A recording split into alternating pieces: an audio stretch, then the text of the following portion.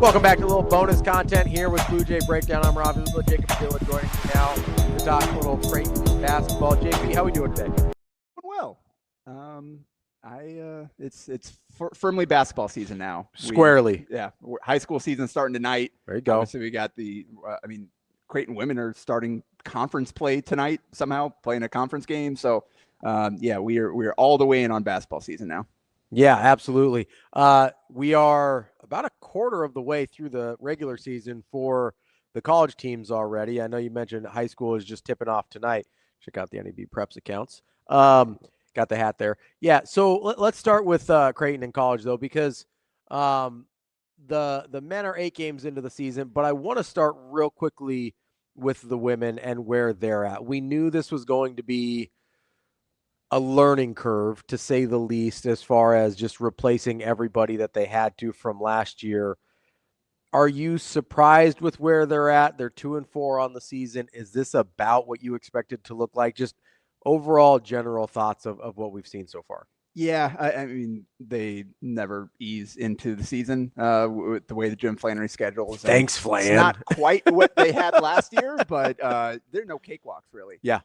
So I thought maybe they had a chance to get another win or two out of what they've played, but they've looked like maybe UNLV. Yeah. Would have been nice to get the Northern Iowa one. Yes. Yeah. But so outside of that, like South Dakota State's always pretty good. Like that's a tough game, and they play it every single year. Yeah, the truth is, at this point, they're gonna go as far as the freshmen take them. Yeah, especially with Kiani Lockett suffering an injury. It's unfortunate, but pushes Ava Zedeker into the starting lineup, and now you need more from her. Neely Gesser went off at 25, took 19 shots in that last game that they got out there in Vegas, got the win. So it's a lot is going to fall on those two. I think like Kendall McGee, I think she can give them some things. Like Nora Gesser, it's kind of a connector out there. We have seen Elizabeth Gentry take a step up and be a reliable finisher for the team, scoring double figures a few times. So you've seen some from both sophomores. Allison Heathcock as well has had. I would say Heathcock had a nice game against Northern Arizona. Yeah, so I think you're gonna. And then Kennedy Townsend, we know she can get hot. But to raise the ceiling, like the freshmen have to grow up at this point, especially without Lockett now. Yeah. So you're going to have so much more on Zedeker's shoulders. And double in that last game wasn't super efficient offensively. We'll have to see where she settles in as a shooter, but they're going to need her to create a lot offensively. I think the middle 2 quarters against Northern Arizona were kind of a microcosm of how this season's going to go for Creighton, especially when you are relying on freshmen and some sophomores that much. When you had such a heavy burden on the previous class for the last 3 years, you have 7 points in the second quarter. Obviously, that's going to be tough to win that way. But then they come back and score 33 in the third, which is 33 points in a 10-minute quarter is bonkers. Like, that's crazy work. So that's kind of the dichotomy of this team, right? Is you're going to have some 7-point quarters. I don't know if you're going to have any more 33-point quarters, but it just shows the extremes within the season or even within the same game that dealing with that amount of youth can happen. And you saw the difference in athleticism and ability to get to the rim under control and either draw a foul or finish. Yeah. That was the complete difference in that UNLV game. Just consistently, the Lady Rebels were able to get in the paint, and then Creighton kind of out of control if they got there at all. And wasn't able to get to the line, wasn't able to finish at a high rate. Like the disparity in free throws and layups in that game was just far too much for Creighton to overcome, even though they were in that game leading for long stretches of it and just lost in the fourth. So that's going to be an issue. That means they're going to have to rely on the perimeter shooting, and that's obviously volatile. But think about the problem with this team is everybody is probably in a role or two higher than they're ready for. Yeah.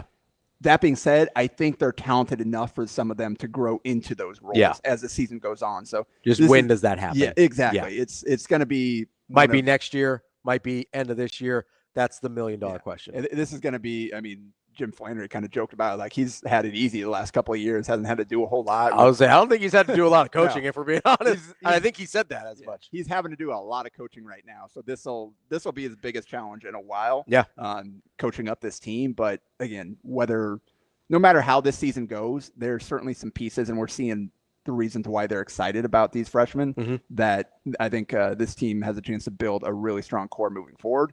And tonight they open against St. John's as we record this on Thursday. Yep. It's St. John's is 7-1. Only loss is to Harvard team coached by Kerry Moore. But yeah, it's going to be tough. Yeah. And on the road out at their place this early in the season. So it's going to be another learning experience for Creighton. But St. John's is a tough way to open the conference, but then they'll kind of step back out in non-conference once they figure out where they're at with that first game.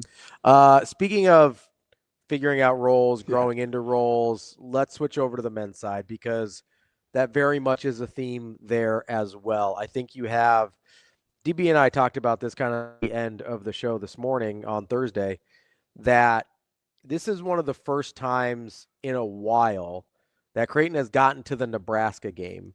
Whenever that falls, it's usually first week of December. So you're a handful of games into the season. That I genuinely don't know who they want to be. And I think worse, I'm not sure they know who they want to, or maybe don't know who they need to be at this point based on their personnel.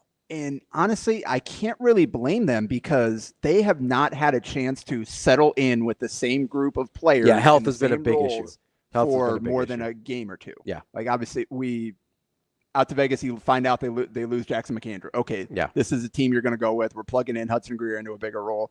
Now we got to figure out how these guys are playing. Even you look at those 3 games, like the lineups were dramatically different from game to game. Like as McDermott's kind of figuring out, playing matchups, trying to see how do we need to play in this specific game. And that's probably going to continue. It's going to be a lot of matchup base. It's going to be a lot of feeling it out. But then you come back from that, and now Greer's in a boot. Yeah. And don't really know what long-term that looks like. It doesn't sound promising for him playing against Nebraska, unfortunately. I think they're going to, with a foot injury, you don't want to. Yeah, you want to err on the side. We already saw what happened with Jackson McAndrew, and not say like that's he needs surgery because they played him through an injury or whatever. It's just something that you don't want to make it worse. Yeah, be overly cautious. Yeah. With how important he's going to be to this team and how bright a future he has, you've got to let it heal fully before you try to get him back out there. So we don't know. So that, again, you plug him back in and now he's out and you got to figure it out. Well, and before that, you had the Owen Freeman thing, right? Yeah. He's still. And that's continuing. Just a game to game, stint by stint process. He is just now starting to show more consistent flashes of kind of who we saw him last year at Iowa. You hope by a month from now, when you're actually into the heart of conference play, that maybe he'll be capable of 22, 24 minutes a game. Because that's kind of what his ceiling has been, right? He's never been a 30, 35-minute a game guy. That's not who he's going to be. He's not going to be Kalkbrenner in that sense or in any other sense, right? But if you can get him to 22, 24, is that a reasonable goal? Oh, without a doubt. And he has to get there. Yeah. Like for the way this team is built, you need him to be a factor because I don't know, depending on the matchups, I don't know how many minutes you can play Jason Green at the 5 and hold up rebounding wise and size wise too. And I don't think Kerem Conan is ready. So he looks like again, see little flashes, looks like he's probably a year away. Yeah, without they need to be able to short spurts in controlled situations where you can play him to his strengths and not get him caught in something that he's not capable of doing. 2 or 3 minute spurts, maybe each half, just to give a different look, give Jason a break, give Owen Freeman a break. Yep. So, I want to say on Jason here for just a second in the small ball 5s, because typically I'm a huge fan of small ball. I think it presents a lot of problems if you can get away with it defensively. You mentioned that as one of the questions of if they can get away with it defensively. But here's my other question with Jason Green, who obviously Omaha guy, Miller North guy, love him.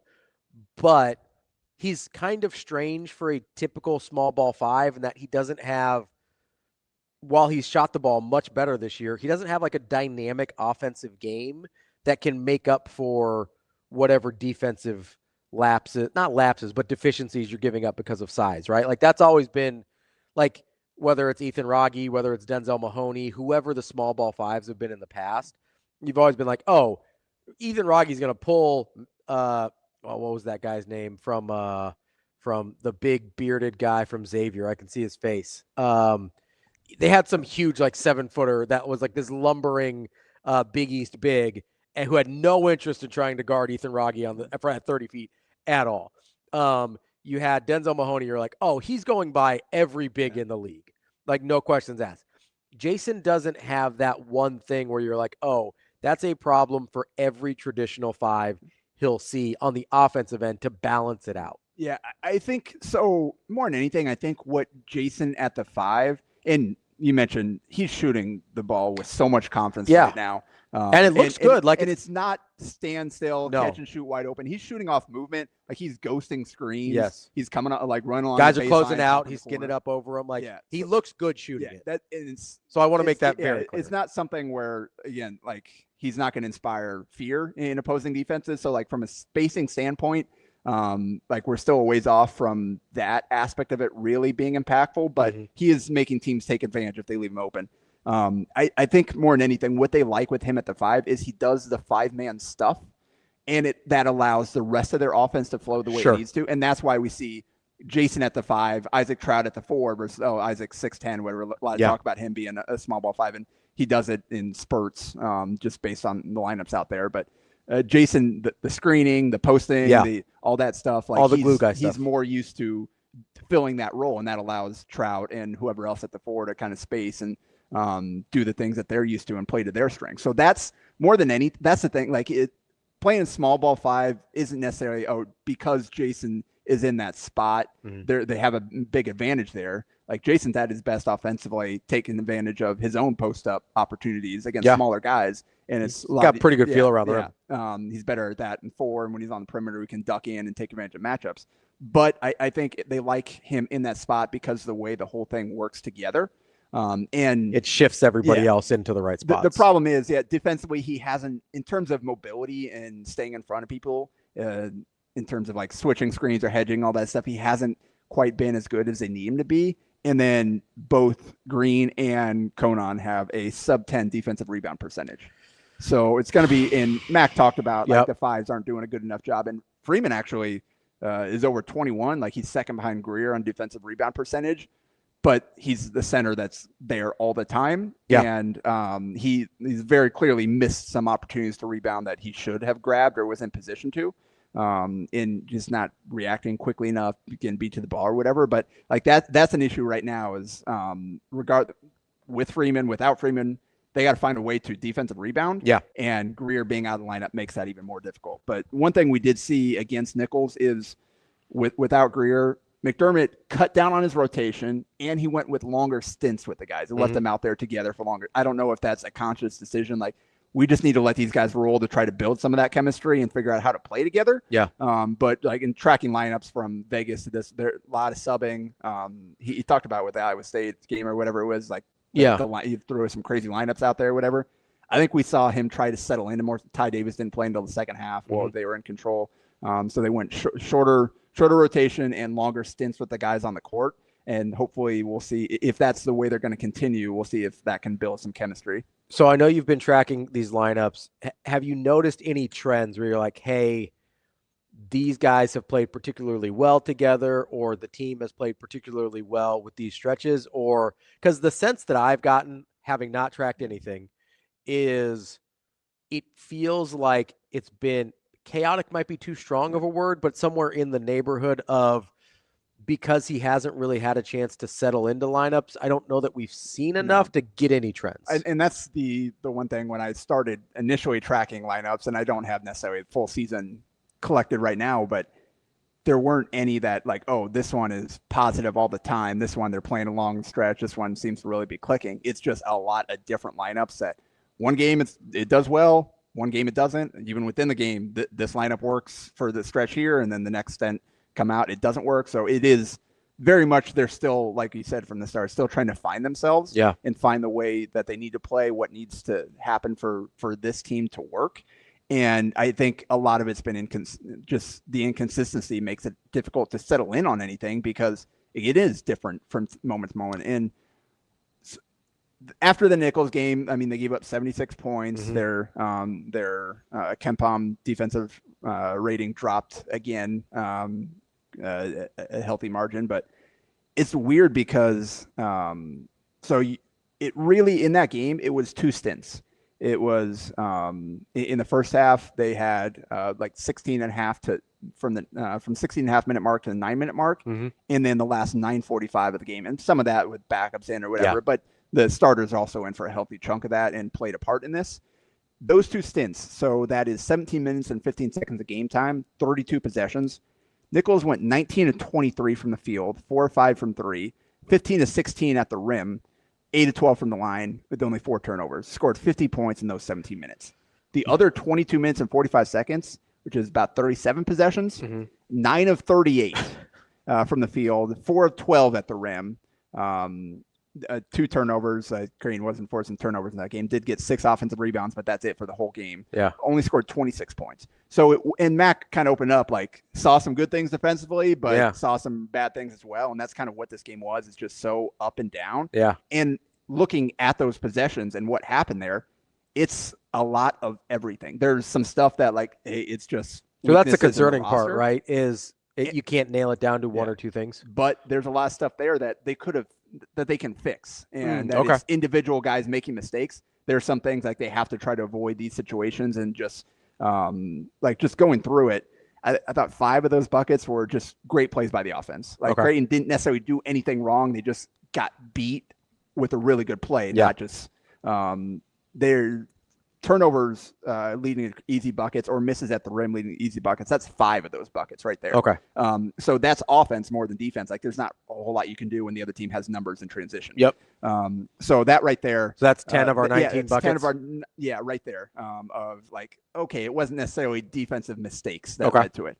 What I did see is 4 different times guys weak side hugging their man when they could have been in help position to take away. Which is basic stuff. Yeah, and it's 2 times by Josh Dix, who is probably your best, most reliable defender at this point. Yeah. Once by Isaac Trout, once by Fedor Zugic. And old enough to know better. Yeah, frankly. Exactly. Yeah. Bad closeouts. One by Austin Swartz, one by Blake Harper. So we're up to 5 players named already. Yep. Poor ball screen coverage twice. So one was Jason Green, and then the other was like at the end with Liam McChesney out there with Isaac Trout, Ty Davis. Like is what it is. Yeah. So not worried about that one. Beat in isolation in space 4 times. Conan 3 times, Green once. And then Shane Thomas got the bad foul call when a guy tried to bully him inside. So it is what it is.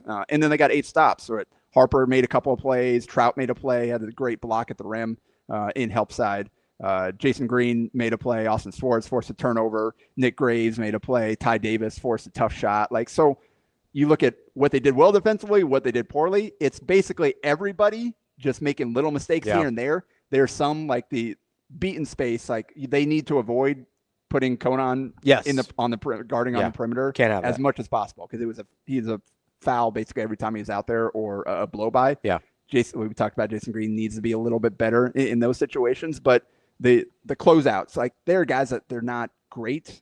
Like Harper is kind of heavy footed. Yeah. Like he's not going to be great in that situation, but you can do better than what he did on that play. Like same thing Swartz, where just a little late to react, run off a screen and just jumped too far and jumped into the guy on a 3.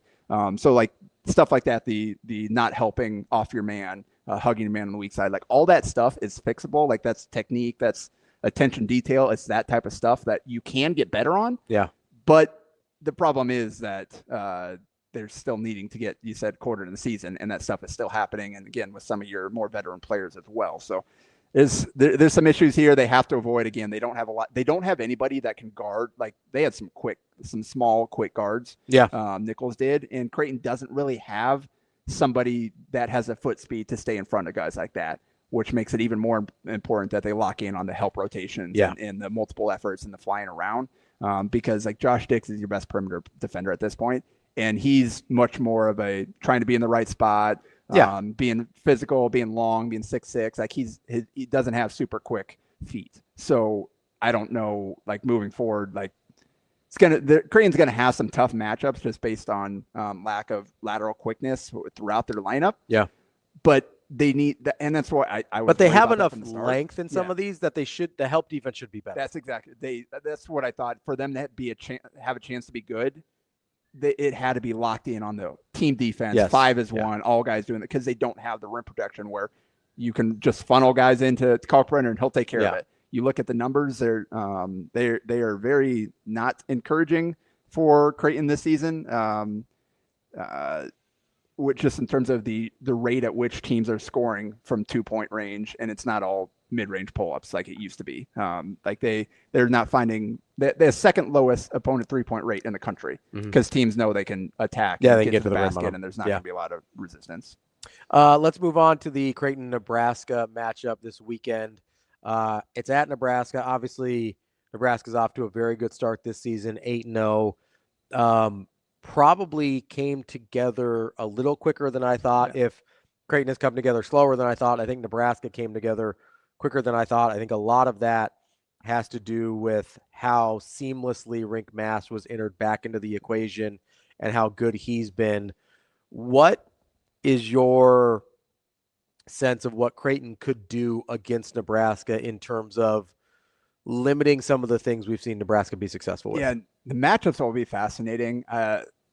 I kind of wonder, I think they'll probably go with Freeman on Buchtengel, and if he wants to shoot, they'll live with it. Yeah. And put Green on Mast, although I think Green's going to have a tough time one-on-one with Mast. Mast is big. He's capable, we saw what Green did with from Villanova Dixon last year, and has the ability to kind of defend him inside and out. And I think you're hoping for a similar performance against Mass. But yeah, Mass is a guy that he'll back you down. He'll take advantage, get his little flip half hook shot up and in. I think it's going to be really important for Green to be really locked in and physical. And Mass is a little taller than Dixon too, so getting the shot over Green could be a problem. So I think we'll probably see some doubles sent that way. They may start up straight up, and if Green can't handle them, then you'll start to send some doubles. That scares me because Mass is a good enough passer that he's going to beat you for that. That's a tough proposition, and that's why they've been so good. That's been why, that's why they've been good. Why he's the player that he is. That's great players. Kind of have a big man that's good at passing is tough. So I wonder, I'm guessing that they'll try to configure lineups to have Dix on Sanford. With Price Sanford, obviously a former Iowa teammate, familiarity. Well, he's been their best perimeter player outside of Mass right now, leading scorer. Yeah. But then that puts Blake Harper on Jamarcus Lawrence and Nick Graves on Sam Hoiberg, or some configuration there with their starting lineup. Then you get Frager out there and changes some things or whatever. But the matchups will be fascinating. The way that Creighton choose defend Nebraska. Would you almost put there's a part of me that wants to put Harper on Hoiberg and say, hey, if you want to shoot, you can shoot. Yeah, that's either way there. I think between those two, it's kind of toss up. Yeah. Okay, fair. But you're right. Of the two, Hoiberg is the one that you're willing to live with getting open looks. You don't want Lawrence to get hot. And I don't think Lawrence is super great. The nice thing about this is they don't have Hoiberg can attack closeouts pretty quick or whatever. Yeah. But they don't necessarily have dynamic guard play, small, quick guard play, in terms of a guy that's going to be really aggressive and look for his own shot. Blow by you. Yeah. Yeah. So from that standpoint, the matchup is a little easier than maybe some we've seen in the past. And maybe with the way that Nebraska plays, Creighton will be able to match up and not have they've so many times this season they've had their wings and forwards having to guard smaller guys, and had a tough time with that. I don't know if Nebraska will get to those kind of lineups that can give Creighton the same type of problems. Yeah. And I think Creighton can maybe match up a little bit better, but I'll be fascinated to see what Nebraska does too. Obviously, they've had the same game plan the last 3-4 years with Kalkbrenner, where it's we're going to dare you to shoot threes, and we're going to put 2-3 guys on Kalkbrenner every single time. We're not going to let you get those easy buckets inside. Yeah. And it seems kind of counterintuitive against a team that wants to shoot the three, but Nebraska was the underdog the last few years. What did they have to lose? You're not going to win straight up. So they were also willing to bet on the variance. They did an incredible job executing against Kalkbrenner. They only got the one field goal attempt last year, obviously. Yeah. And so that is a really interesting dynamic, because as good as and I do think not that it necessarily helps them. I do think Creighton's lack of identity at this point in the season does make a game plan a little harder. Yeah, because what are you taking away? Yeah, Creighton doesn't even know what they want to get to. So how do you know what they want to get to? Yeah, in past years, everybody knew what Creighton was trying to do. And maybe they were going to be good enough at it to do it anyway. This year, and maybe it's better, maybe it's worse if you're Creighton in terms of this particular matchup, but it's going to be really hard to zero in on what Creighton wants to do because, like I said, I don't think they have any idea yet. So what do they take away first? Nebraska opponents have one of the lowest or one of the highest 3-point rates in the country. Like Nebraska's still kind of playing there, scramble around, chase you off the line. If you make that skip pass, you're probably going to get an open look on the weak side, double in the post. They've still been playing that same way. So I kind of wonder, do they just play their game and those opportunities will be there? For a Creighton team that hasn't shot the three well this year, you kind of like, all right, let's go with the variance play again. But they're coming off of making 17 threes on 34 attempts Best in their last performance game. of the season. So there's some guys you definitely don't want to give open looks to and let them get hot. So this will be a fascinating. It doesn't seem like the results of this game follow any sort of logic over the last handful of years. They really don't. Going in, no matter what the narratives are, no matter what the guys are playing, you never know what's going to happen. So this honestly might be the hardest to project with this matchup going in, which I don't know. Watch be kind of hilarious if it ends up being the exact score that Kempon predicted. This is the year 79-74 Nebraska. That would be funny if it's the year it finally, when it seems like we know the least, at least about one of these teams, that it finally goes according to plan. JP, anything else that I missed on Creighton before they take on Nebraska? No, I think moving forward, Nick Graves is going to be a key. Like you need him. Got to get him to even out a little bit. And what I thought his playmaking was really good in that nickel. The step back threes, like they're, as we saw in the non-conference, like occasionally he'll hit those, but that's not sustainable. Not worth the volume of attempts. Yeah, the playmaking is the thing that you need to get. And what I saw in that game in Nichols was transition. It was ball screens. It was attacking closeouts off of other guys running with the ball. So it's not him dominating the ball and just controlling the pace of play. It's him creating opportunities for teammates in a lot of ways. So they need to continue to push the pace, and they need to get that ball moving and let him attack off a closeout versus just trying to break down his man at the top of the key. So we need to see their offense as a whole. Just the efficiency, the execution, the off-ball movement, the other guys making it's all got to get better. Because then I think Graves can fit into that better and still be an impactful player if you're not asking him to dominate the ball and set up things that way. This game, and we'll get to it tomorrow.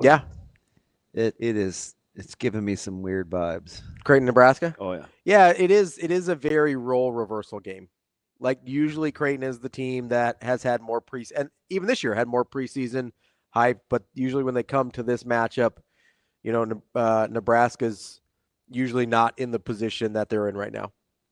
And Creighton, frankly, usually not in the position they're in right now, where there's not just rankings wise, right? There's just a ton of questions about who Creighton is.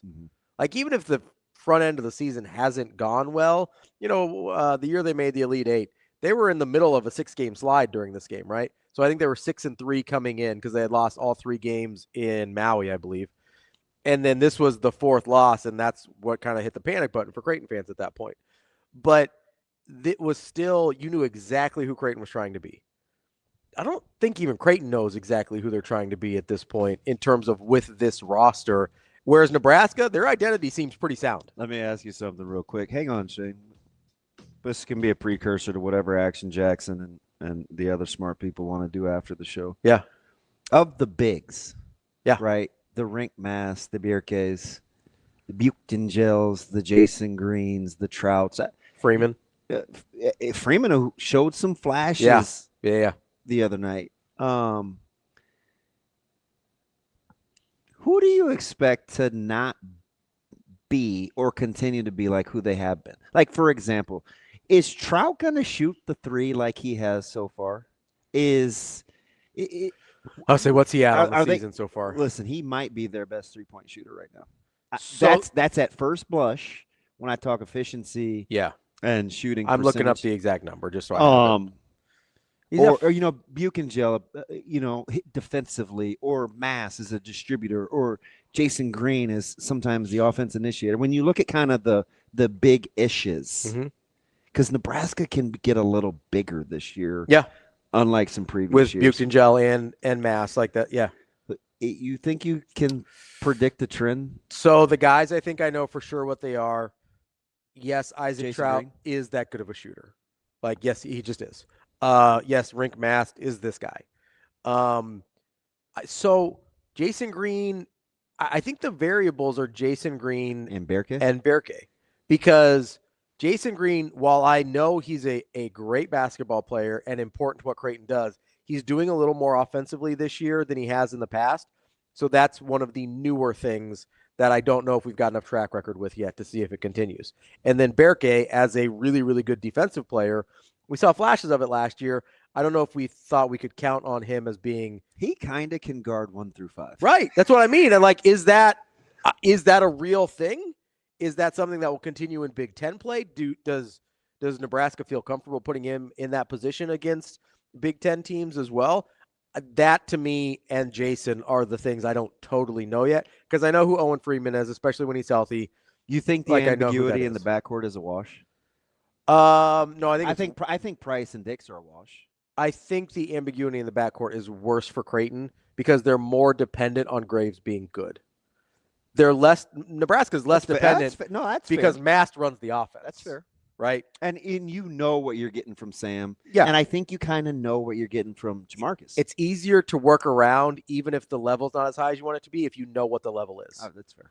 Graves has modulated a lot over even the first 7 games of the season or 8 games of the season. You know, you guys made fun of me on the chat a couple weeks ago for already transitioning Never. to college basketball. You guys did. We never made fun of you on the chat. Well, clearly, I watched a lot of college basketball. You do. And I'm okay with that. You watch a lot of hoops. Where is UConn in the pecking order? If I told you, because what Michigan? Go back and go grab Michigan State, Iowa. Michigan State, Iowa. I thought you were going to talk about Michigan. Go grab that game. What Michigan State did to Iowa and how they did it, I was thoroughly. I saw the impressed second half of that. Now, game. Michigan, I told you, I'm not surprised by Michigan. Yes. Right, I'm not. I'm surprised Cadeau, they're like that good. Cadeau, what did I tell you about Cadeau? I know. That's the guy I wanted. I And know. I don't know if Creighton could have gotten him or not, but that's the guy I want. And when I looked at all the point guards in the portal, I was like, I like think Coach that Mack guy. took a look. Took a look? Like, this would be interesting. Yeah. I think Cadeau's really good. I am not surprised that he is balling. Like, I like that guy a lot. Yeah, that's great. I'm glad he's where did he used to play? It's not necessary. You're fine. You're fine. So so those 3 teams are really good. Yeah. Right? Purdue, legit. Michigan, legit. I think Michigan. You asked me what happened to the Michigan State-North Carolina game, and I told you that game was 55-52 at one point. Mm-hmm. It finished like 74-58. Yeah, they put the gas on. So they just all of a sudden – now, Carolina's shot selection, it leaves a little to be desired, right? I watched Caleb Wilson the other night go like 5 of 19. Yeah. So I understand that, but when if you watch Louisville last night, they struggled with Arkansas's pressure. Although Arkansas does some silly things late in games, maybe that'll catch up with them. Maybe it won't. Well, I mean, that's a Calipari staple, right? But Acuff Jr., like those guys are long and strong. Yeah. So I don't know who else you throw into that mix. I know you guys like UConn. Yeah. They are very, very Caravan dependent, and solo ball. Some of those guys aren't there yet. Although Ball and those guys got it going late against KU to kind of. Yeah, no Peterson for KU though. I get it. So I don't know what and to no do with Wu that. for there's some like Kentucky. I look at them and they'll get healthy. North Carolina will get healthier with Trimble. So some of these teams are missing a few key cogs. You think Fears is going to keep shooting at this level for Michigan State? I don't know. Because if he does, that's trouble for everybody else. If you were Jacob Padilla and you were sitting next to me, he would have already charted where he gets his shots on the court, whether he's open and degree of difficulty. Yeah. He makes a lot of tough shots. At some point, those probably won't go in. But he still can get to any spot on the floor he wants to. I mean, if he goes 12 points, 9 assists, and 42% from 3 all year. I just don't see. I don't think he's a 42. I don't know. I don't either. That's why because that's a big variable for his game.